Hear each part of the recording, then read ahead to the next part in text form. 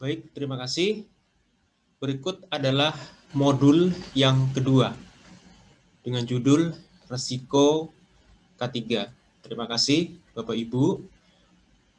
Berjumpa kembali untuk pembelajaran keselamatan dan kesehatan kerja di modul yang kedua.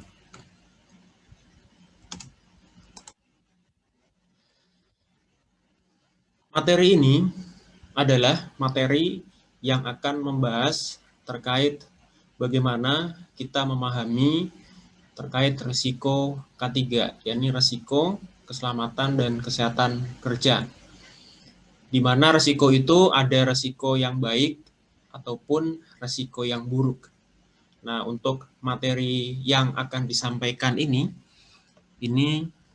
terfokus pada risiko K3 yang kaitannya adalah risiko buruk. Goalnya apa? Mampu mengendalikan risiko yang ada di aktivitas pekerjaan terkait K3. Berikut ini adalah pengertian sederhana ya, Bapak Ibu. Pengertiannya bisa beberapa versi juga Bapak Ibu bisa pelajari, tetapi saya coba memberikan pengertian yang sederhana supaya rekan-rekan penggiat K3, kemudian rekan-rekan yang baru belajar di K3, semampu saya memberikan kemudahan untuk bisa memberikan penjelasan terkait risk atau resiko. Jadi, resiko adalah keadaan yang memungkinkan, karena ini kata-katanya adalah memungkinkan, merupakan hal yang tidak pasti, memungkinkan terjadinya sesuatu hal yang buruk atau merugikan terhadap segala yang berharga bagi manusia. Umumnya fokus pada dampak negatif. Nah, apa itu yang berharga bagi manusia? Tentunya banyak sekali yang berharga bagi manusia. Seperti keselamatan, kemudian kesehatan, harta benda, aset, kemudian nama baik, lingkungan, dan segala hal yang berkaitan dengan manusia.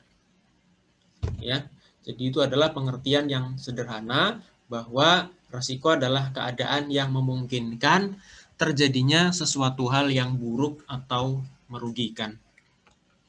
Baik, berikut ini juga diberikan pengertian terkait risiko. Jadi ini ada pengertiannya. Risk is the change or probability that a person will be harmed or experience an adverse health effect if exposed to a hazard. It may also apply to situation with property or equipment loss or harmful effect on the environment. Nah, kalau diterjemahkan secara umum, kemudian secara bebas, ya, risiko adalah peluang atau probabilitas atau potensi seseorang mengalami kerugian terhadap keselamatan atau kesehatan jika terpapar bahaya. Atau bisa juga kerugian pada harta benda, peralatan, lingkungan, atau kerugian lainnya. Nah, itu pengertian yang kedua. Bisa juga diartikan seperti ini. Jadi risiko itu adalah peluang suatu bahaya untuk menimbulkan insiden dan keparahannya terhadap manusia, aset, dan lingkungan.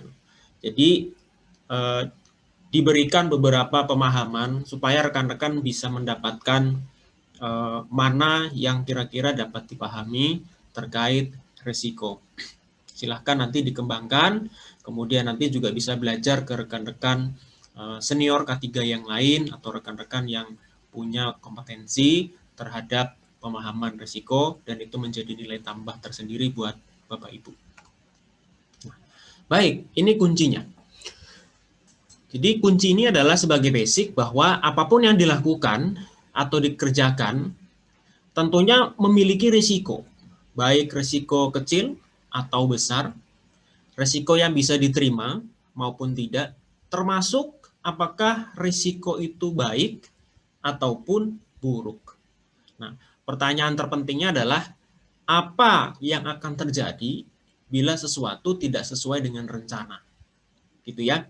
Jadi pertanyaan terpentingnya ketika kita menghadapi sebuah situasi, kemudian kita menghadapi kondisi pekerjaan atau melakukan hal-hal tertentu, maka pertanyaan yang paling penting adalah kira-kira apa yang akan terjadi bila sesuatu tidak sesuai dengan rencana. Karena ini adalah kita membahas kemungkinan atau potensi terjadinya kerugian.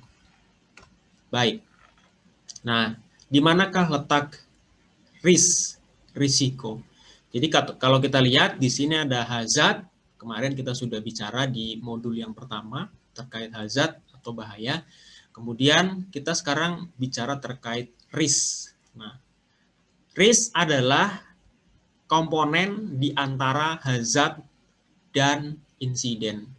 Jadi risk juga belum terjadi apapun. Artinya bahwa semuanya adalah kemungkinan, potensi. Nah, ketika risk tidak dikontrol, maka besar kemungkinan akan terjadi insiden. Insiden terhadap apa?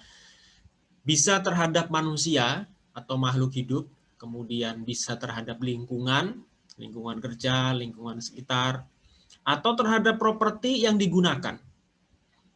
Ya, jadi sumber bahaya mengandung risiko yang dapat menimbulkan insiden terhadap manusia, lingkungan, ataupun dari properti itu sendiri. Nah, marilah kita belajar memahami bagaimana kita menjelaskan risiko.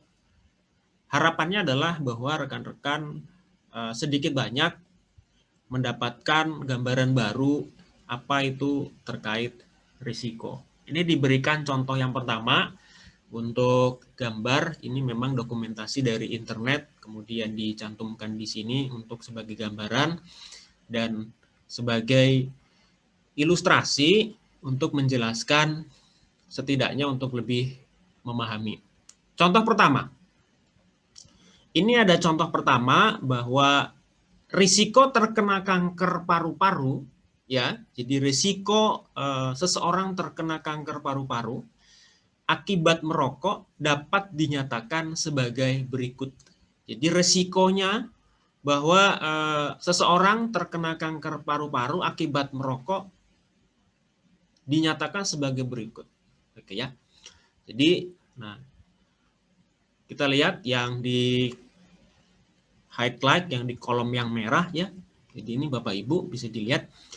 Jadi perokok 12 kali misalkan seperti itu ya. Ini hanya sebagai sarana kita mengilustrasikan, perokok 12 kali misalkan punya peluang atau potensi mengalami kanker paru-paru dibanding yang tidak merokok. Nah, kita bicara terkait risiko. Nah, faktor yang nanti mempengaruhi derajat atau tingkat kemungkinan risikonya nanti kembali lagi pada seberapa banyak paparan, kemudian tingkat keparahan efeknya. Nah, mari kita bahas karena nanti kita juga akan belajar di modul berikutnya adalah terkait manajemen risiko. Oke, kita bahas yang pertama. Seberapa banyak paparan? Jadi fokusnya adalah risiko orang terkena kanker paru-paru. Pertama adalah seberapa banyak paparan. Contohnya adalah kita harus melihat berapa kali merokok dalam sehari, ya, atau sebulan, atau setahun. Nah, itu akan mempengaruhi besar kecilnya tingkat risiko. Kemudian tingkat keparahan, misalkan ya. Jadi ada satu zat dapat menyebabkan kanker kulit. Sementara zat lain dapat menyebabkan iritasi, khususnya iritasi kulit. Nah, kanker adalah efek yang jauh lebih serius daripada iritasi. Ya, ini contoh yang pertama. Jadi nanti dilihat resikonya tinggi atau rendah, kemudian nanti kita bisa hitung, nanti dilihat dari paparannya, seberapa banyak paparannya, dan tingkat keparahannya. Oke ya, itu ya Bapak Ibu. Nah, coba kita lanjut. Ini contoh yang kedua. Masih di pembahasan kita terkait resiko. Contoh kedua, kita lihat ada ilustrasi, ada 2 ekor singa, kemudian di sini ada mungkin ada apa namanya penjinak singa ataupun mungkin mereka-mereka yang punya hobi dengan binatang-binatang buas ya. Nah ini.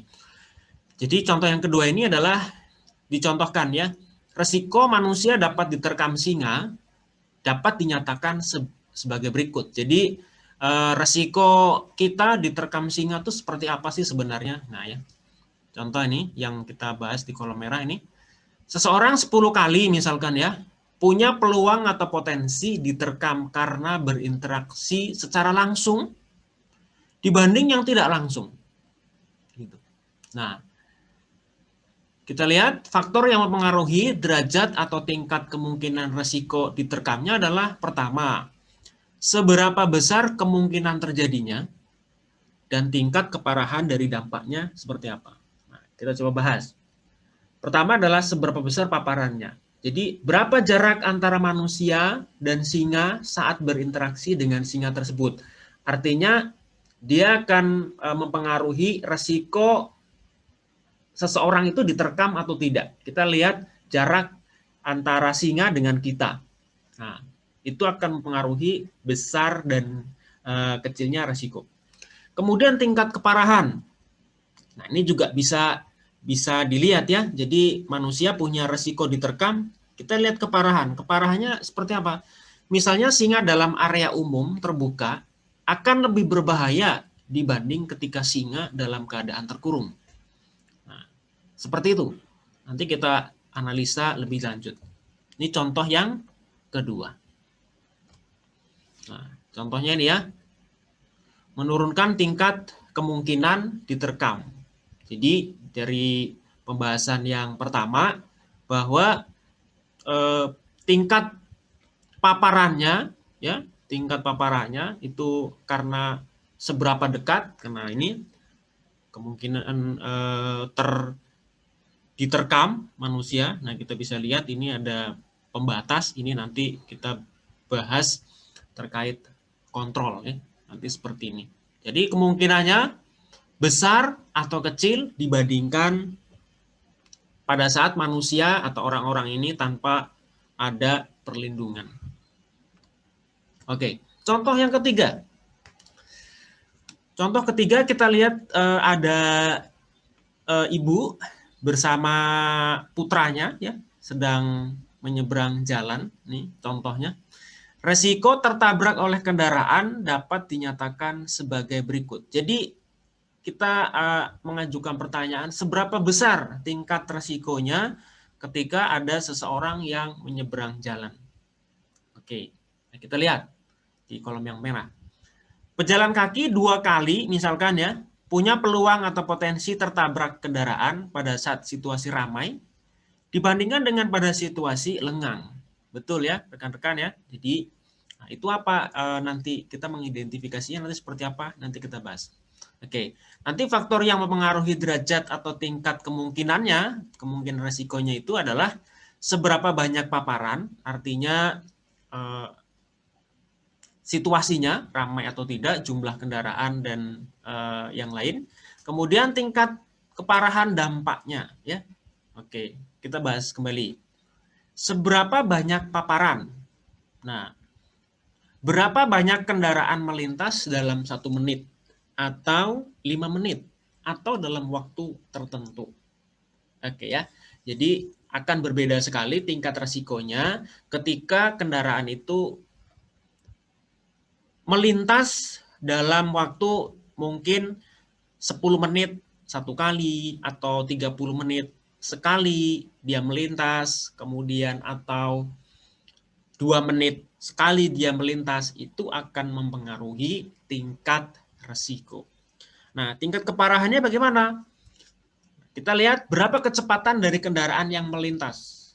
Ya, nanti kita lihat berapa kecepatan kendaraan yang melintas. Itu juga akan mempengaruhi tingkat dari resiko seseorang tertabrak ketika menyeberang jalan. Oke, makanya ini ada salah satu cara menurunkan tingkat kemungkinan tertabraknya. Bagaimana? Dengan menurunkan kecepatan dari kendaraan yang lewat. Ya, nanti ini pembahasan selanjutnya terkait kontrol. Oke, ini tidak dibahas di sini ya. Jadi ini kita fokus pada apa itu terkait risiko. Baik, contoh keempat.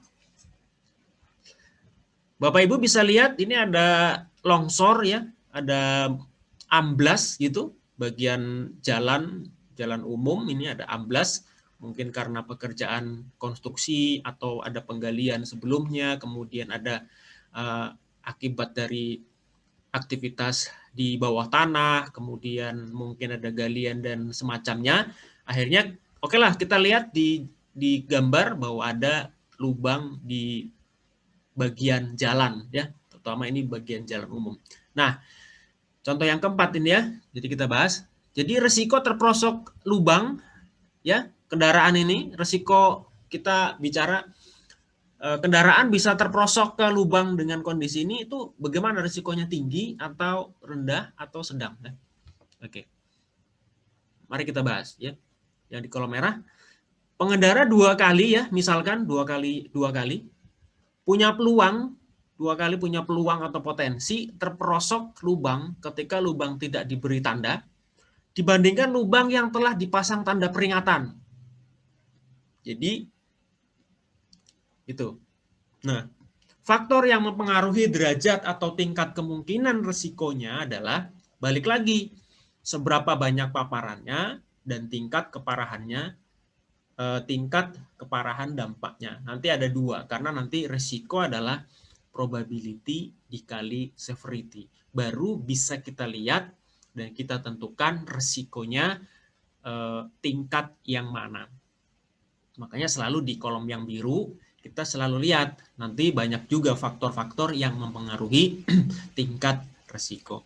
Nah, kita lihat seberapa banyak paparan. Jadi pertama besarnya lubang yang ada dibanding dengan ketersediaan jalan yang akan dilalui. Jadi kalau misalkan lubangnya sangat besar kemudian mungkin terus bertambah, maka peluangnya juga akan semakin tinggi kendaraan akan terperosok. Itu ya. Kemudian tingkat kecepatan kendaraan yang digunakan saat melintas jalan sekitar lubang. Nah, kita lihat kalau misalkan ada pengendara yang tidak paham kemudian melaju kecepatan dengan cukup kencang dan dia tidak bisa mengontrol kendaraan, bisa saja terperosok. Kemungkinan terperosoknya lebih besar dibanding dengan kendaraan-kendaraan yang dilaju dengan kecepatan rendah. Gitu ya. Nah, tingkat orang atau kendaraan terperosok ini tingkatnya seperti apa. Nah, itu nanti yang menentukan kontrolnya di lapangan. Nah, kemudian ada ini ya tingkat kemungkinan terperosok. Nih, menurunkannya salah satunya kita lihat seperti ini. Pertama, kita lihat di gambar bagian yang punya potensi bahaya dan risiko. Kita lihat di sini diberi tanda, kemudian dibatasi ya. Nah, itu juga tujuannya apa? Untuk menurunkan ya tingkat kemungkinan kendaraan itu atau orang terperosok. Nah, ya. Jadi itu adalah beberapa contoh yang bisa Bapak Ibu gunakan untuk mempelajari lebih lanjut, kemudian untuk menambahkan jika itu refreshment rekan-rekan dan Bapak Ibu semua terkait resiko. Jadi segala sesuatu yang kemungkinan terjadi yang itu sangat merugikan. Nah, coba kita melihat besar kecilnya resiko K3. Jadi di sini ada 4 gambar. Ada di pojok kanan itu setiap gambar, setiap kotak itu ada skenario 1, kemudian skenario 2, skenario 3, dan skenario 4. Baik, kita lihat di gambar skenario 1 bahwa terlihat ada bagian-bagian hitam ini diilustrasikan sebagai jalan raya kemudian ada seorang wanita yang ada di tepi jalan, kemudian terlihat juga ada sebuah sepeda, ya, Bapak Ibu bisa lihat sebuah sepeda. Nah, sudah diberikan skenarionya. Jadi satu sepeda lewat, ya, setiap 5 menit. Jadi nanti ini mempengaruhi besar kecilnya resiko. Jadi yang lewat ini hanya sepeda dan sudah diberikan skenario satu sepeda 5 menit sekali, ya. Jadi 5 menit sekali ada sepeda yang lewat. Baik. Ini yang pertama. Saya tidak akan bahas dulu nanti likelihood, konsekuensi, risk levelnya nanti seperti apa, itu nanti di modul yang lain. Jadi ini adalah melihat besar kecilnya resiko seorang wanita ini tertabrak, ya. Seorang wanita ini tertabrak. Baik, kita masuk ke skenario 2, ya. Nah, di skenario 2 posisinya masih sama, ini di tepi jalan raya, ibu itu akan menyeberang jalan, tetapi dengan kondisi yang berbeda. Tadi hanya cuma satu sepedanya, kemudian ini sudah ada 5. Jadi frekuensi di jalan raya itu banyak sepeda, itu sudah makin meningkat. Oke ya. Jadi ini skenario yang kedua. Nanti supaya Ibu bisa Bapak Ibu bisa melihat gambarannya seperti apa. Baik, lihat skenario 3. Tadi di skenario 1 hanya ada sepeda. Sekarang sepedanya kita ganti karena hazardnya adalah kendaraan. Nah, hazardnya kita ganti dari sepeda ke mobil. Baik ya. Jadi ada skenario 3 yang di bawah sebelah kiri, Ibu Bapak bisa lihat. Ini ada satu truk melintas setiap 5 menit. Kemudian dibandingkan dengan skenario 4. Nah, ya.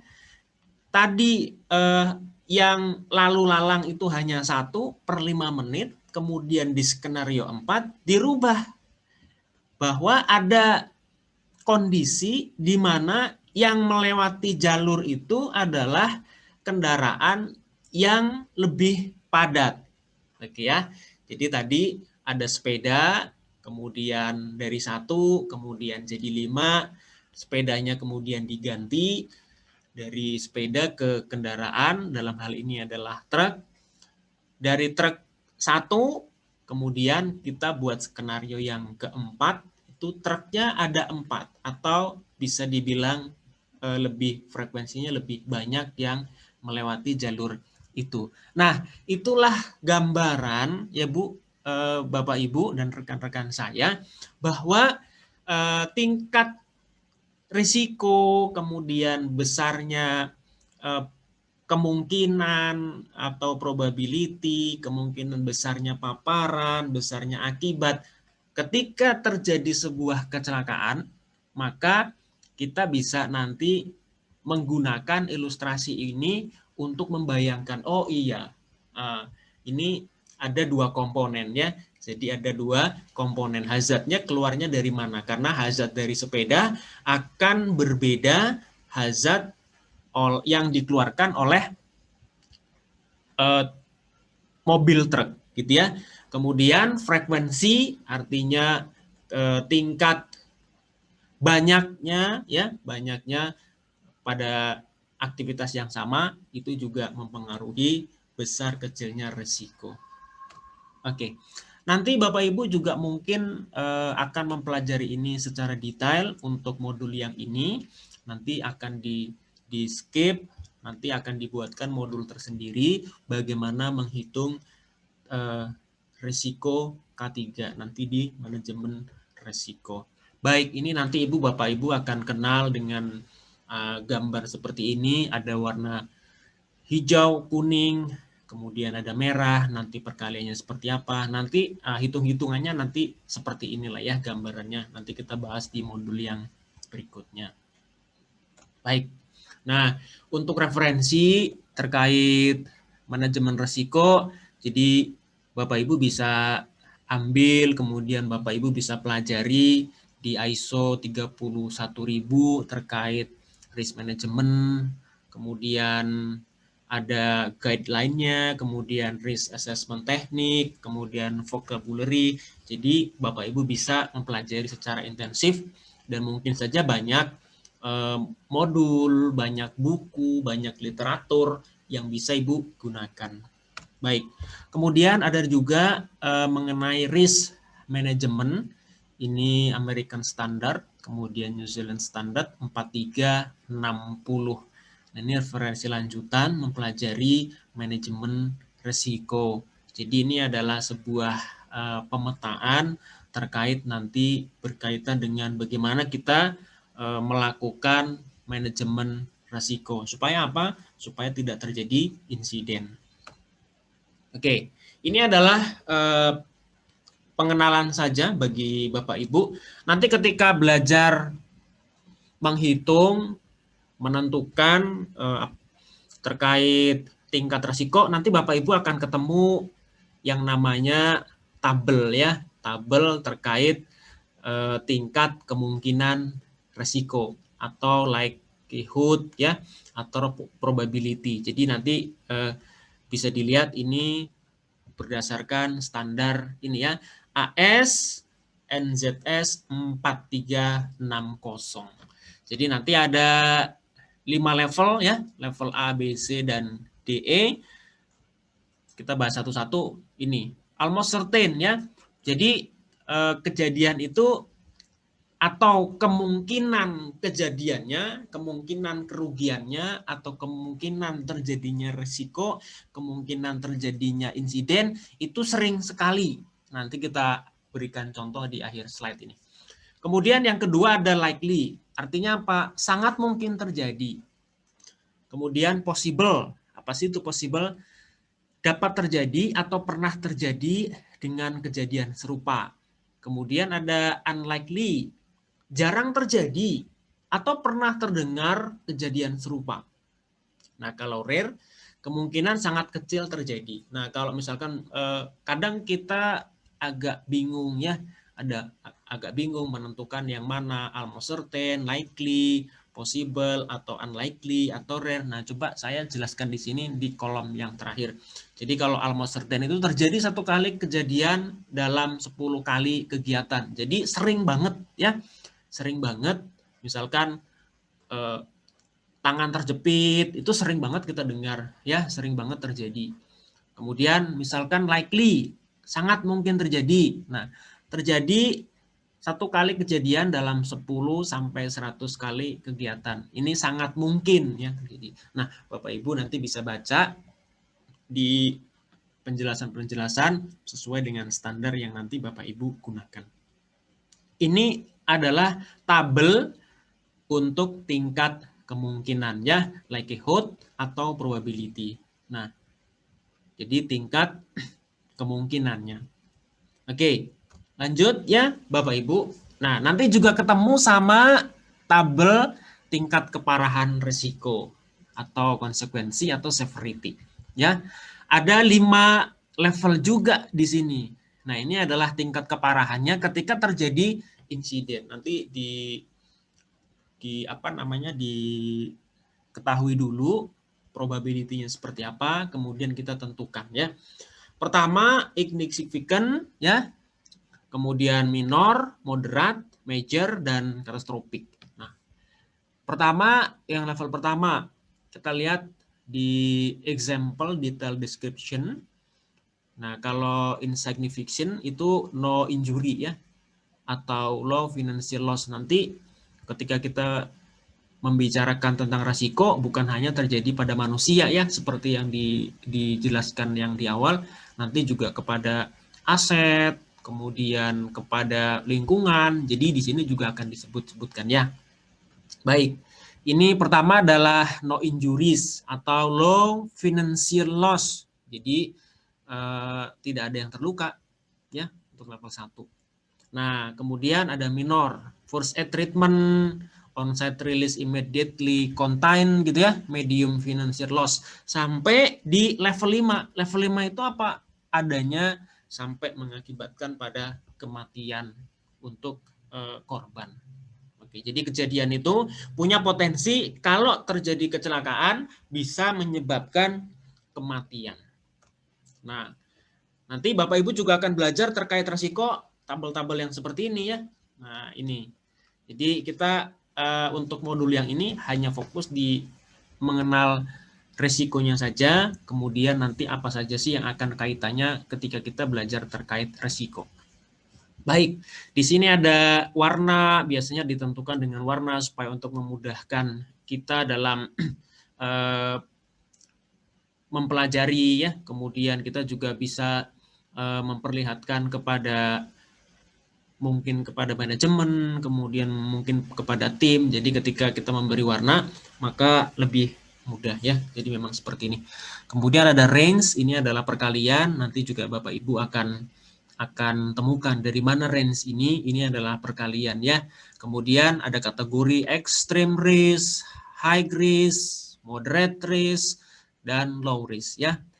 Kemudian kalau sudah dapat itu nanti ditentukan tindakannya. Kalau ekstrim ya immediate action required gitu ya. Sampai pada tindakan di low. Karena resiko itu adalah nanti kemungkinan dikali keparahan. Ada yang menyebut probability dikali severity, P dikali S, atau likelihood dikali konsekuensi. Nanti bisa dipelajari lebih lanjut di modul yang selanjutnya. Nah, ini dia ya. Ini tabelnya seperti ini ya. Jadi ada tabel yang paling kiri yang vertikal ya, 1 sampai 5. Likelihood atau probability ini 5 yang A ya.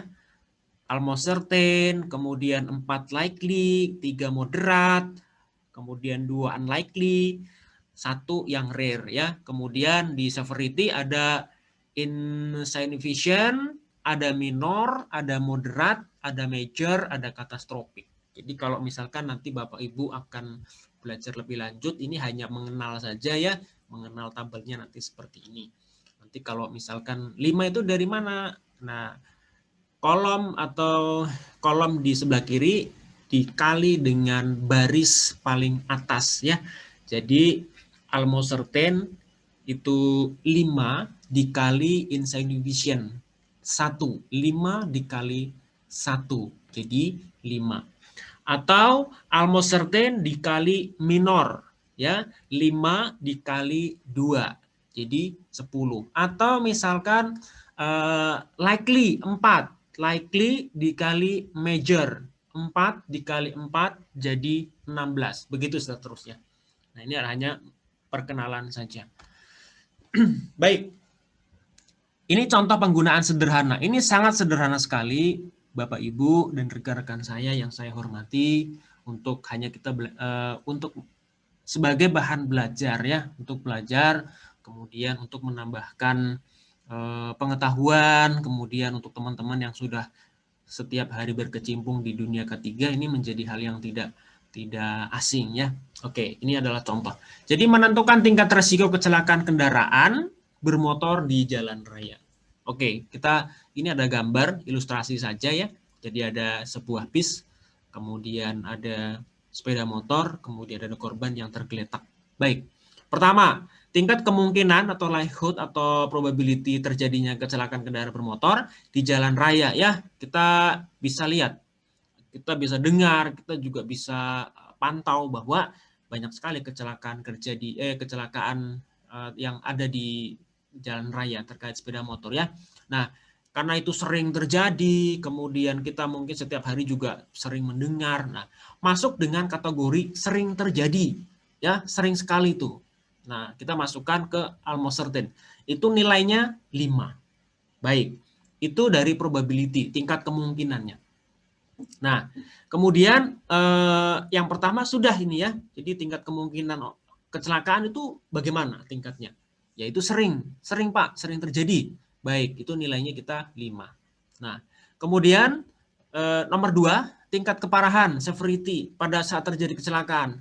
Dampaknya seperti apa? Apakah hanya luka berat atau hanya lecet-lecet gitu ya? Nah, ternyata banyak juga dan sering ya kita dapati bahwa dampak dari kecelakaan itu banyak yang mengalami dampak buruk. Artinya apa? Berdampak pada kematian. Dan itu kalau di tabel yang sudah kita tayangkan tadi, itu termasuk katastrofik. Nilainya 5. Oke.